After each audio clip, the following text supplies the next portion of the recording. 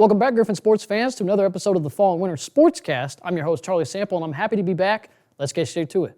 We're right around the corner for more men's golf action, October 6th through the 7th. They will be here in St. Joseph at the St. Joseph Country Club to compete in their third event of the year. We'll have that for you all when the time comes. Good luck to the golfers. Sticking with the same sport, the women's golf team will be having their third event of the season on Monday and Tuesday. That is September 29th and the 30th. They'll be playing in the Newman Invitational in Newton, Kansas. We'll have those results for you all. Good luck to the golfers. Well, women's soccer will be competing tonight, September 26th at 7 p.m. in Claremore, Oklahoma. It is the MIAA opener against Rogers State. Missouri Western sits at a 4-0-1 record before heading to Oklahoma. Good luck to the ladies out there tonight. Well, Pal Valderrama made Missouri Western history in becoming the first ever men's cross-country runner to win a race. He set a new PR and a school record in the 8K with a time of 23:39:21, and he did it all at the Southern Stampede competition last Saturday. Huge congratulations to Valderrama on such an amazing accomplishment. Let's look at the rest of those results. So I know there's a lot there on the screen, and I will not be reading all that off because, well, it is a lot. But like we just said, Pal Valderrama, first place in the race, the first to ever do it, set an own personal record for himself and the 8K record for men's cross country in total. Absolutely amazing accomplishment for him and the men's team. The men's in total placed 5th of 26th, and the women's placed 8th of 22nd there. So both teams did actually a pretty good job there. Abby Kinney led the women's cross-country team, the veteran of this team, in 32nd.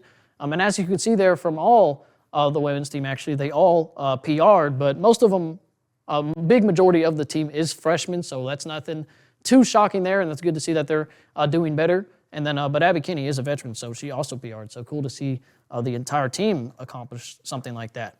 Their next meet for both teams will be here in St. Joseph at the MWSU cross-country course. It is the Griffon Invite, which is on October 4th. Women will begin at 8 a.m., with the men to follow at 8:45. Well, you can't talk about it enough. Pal Valderrama making history here at Missouri Western and begin to PR for himself. I mean, there's nothing else you could say besides that. It's quite amazing for the runner there and the team. Again, 5th of 26th. So phenomenal outgoing for both teams as well. Women did a great job, all those PRs there. So really good results there from that meet, and excited to see what they do with the rest of it. Before we get into football stats, our very own assistant sports editor, Andrew Hamilton, went out and shot the MIAA opening game against Central Missouri. Check it out. The 1-1 Missouri Western Griffins took on the 0-2 Central Missouri Mules for the first game of MIAA play. On the opening drive, Kane Donovan would find Jazzy Smith for a gain of 21 as he takes it to the Central Missouri's 30-yard line. Later in the red zone, Donovan would pass to Michael Haggerty, but it would go right through his hands, so they would settle for the field goal to make it 3-0. Central Missouri's opening drive would end in a punt as Khalil Surreal gets the sack on the first down of the drive. Missouri Western would drive down the field as Ricky Dunn scores the game's first touchdown to make it 10-0. In the second quarter, Central Missouri would score a touchdown on a quarterback run to make it 10-7. Later on, Jazzy Smith would take a quick pass and run down the sideline all the way to the Central Missouri's 27-yard line. They would get a field goal out of the drive to make it 13-7. After that, Central Missouri would score 2 touchdowns in back-to-back drives to make it 21-13. But Jalen Dixon would immediately respond with a 98-yard kickoff return to make the score 21-19 after the failed 2-point try. Up 24-19 in the second half, Central Missouri would score a long touchdown to make the score 31-19. Down 34-19 after the CMU field goal, Jaden Williams would barrel into the end zone to make it 34-26. Looking for the dagger on the next drive, Central Missouri would fumble the football as the Grizz would recover to give themselves a chance to tie the game. Later in the drive, Donovan would hit Demir Abdullah, who appears to be inbounds, but the official says that his foot landed out of bounds. After getting the first, the Grizz would have one more chance to tie the game, but Donovan would overthrow his wide receiver on 4th down. The Grizz would lose on a heartbreaker as they fall to 1-2 on the season with a final score of 34-26. Reporting for Griffon News, Andrew Hamilton. Thanks, Andrew. Let's look at those stats. Looking at our stats there from this UCM game, Kane Donovan, again, is our quarterback of choice, 27 of 46, 243 yards, no touchdowns, no interceptions. Rushing-wise, he's back. Brandon Hall, 17 attempts, 94 yards, 0 touchdowns. Jaden Williams and Ricky Dunn both had a touchdown in that one. Receiving-wise, again, there was no passing touchdowns on the day, but 4 receptions for over 100 yards, 107 yards there. And then defensively, without your leader, Keenan Gaskin, Christian Turner, 8 total tackles, half tackle for loss. And then Drew Scott, there, 7 total tackles and 1 forced fumble and a tackle for loss. So good job from Scott there on the game. Let's look at our stat leaders here. So here's our leaders as of now. Again, Donovan, our guy, 63 of 107, 729 yards, 5 touchdowns, and an interception. Rushing leader, Brandon Hall takes that spot. 34 attempts, 174 yards, no touchdowns. Ricky Dunn leading the team in rushing touchdowns with 2. Receiving-wise, Bryce Marcus III, 14 receptions, 167 yards, and a touchdown. And receiving-wise, you do have 5 receivers with a receiving touchdown. So that spot is no clear leader yet. Defensive-wise, again, Keenan Gaskin did not play in this game against UCM, but still leads the team with 16 total tackles. But Drew Scott right there with him again. He has 16 as well. Gaskin Scott and Brecken Manis both have, or all three, have 2 tackles for loss each, and then Clede Cyril and Brock Worcester with 1 sack each. And so there's your stat leaders as of right now before heading to Fort Hays State here. So yeah, they're now 1-2, Missouri Western, and we'll head to Hays, Kansas, Saturday, September 27th. They'll be playing MIAA opponent, Fort Hays State. So good luck to the guys on the road. Again, biggest thing here for me, again, you start off 1-2 in the season. It's still early on. You can't get your hopes down and all that. You just keep playing. You keep balling. Again, I'm worried about the defensive side with Keenan Gaskin, but you have clear leaders taking over with Turner there and Drew Scott again on the forced fumble there. So, again, they kept it competitive. I see that's what I've been seeing through these first 3 games is they keep it close. Again, you lose a close one there. Shout out the coverage from Andrew Hamilton. And in fact, when you watch that video, I want you to slow it down. Let me know down below if you think Demir Abdullah was inbounds or not. The ref called it incomplete.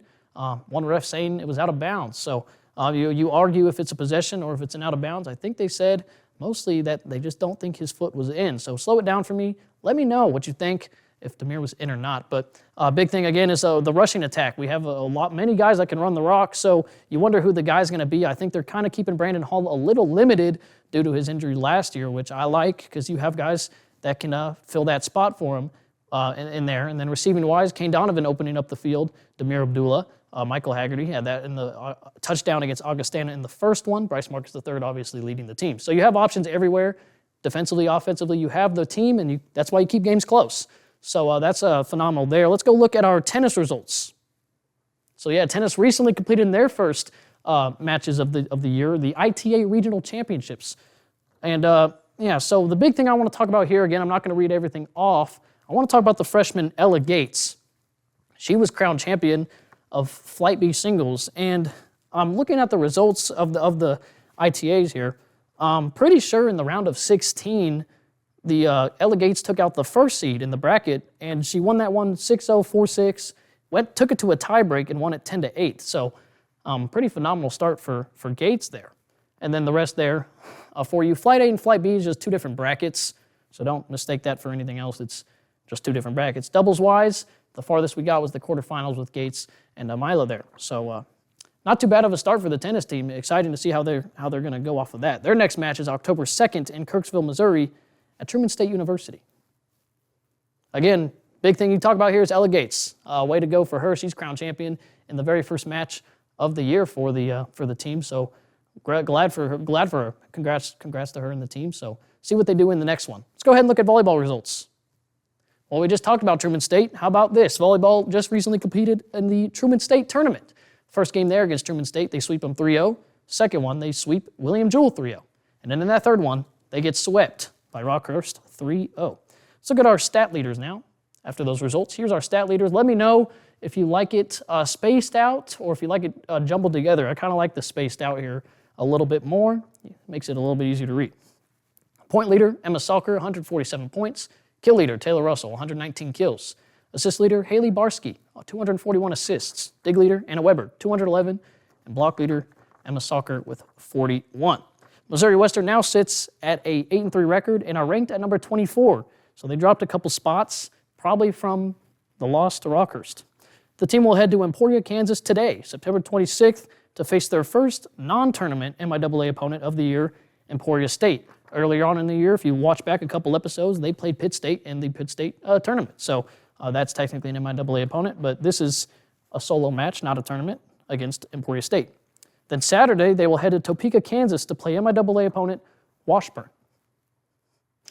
Well, it's the fall and winter sportscast. I mean, here we are. Every sport is really getting into their groove and finding their talent and really opening up this win column here. Soccer doing great, volleyball doing great, football just finding those strides. I mean, it's an exciting time for all these Missouri Western sports as everything is kicking up. Again, Pal Valderrama, congratulations to him and the cross-country teams. There's a whole lot to talk about, and I'm glad I'm able to bring that all for you.